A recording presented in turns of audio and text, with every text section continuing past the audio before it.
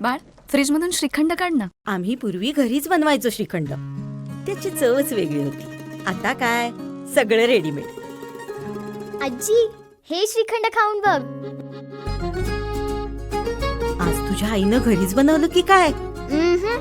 हे आहे गोकुळचं श्रीखंड. अगदी जिभेवर रेंगाळणार. जिभेवरच नाही तर मनावरही रेंगाळणार. गोकुळ श्रीखंड, मनावर रेंगाळणार.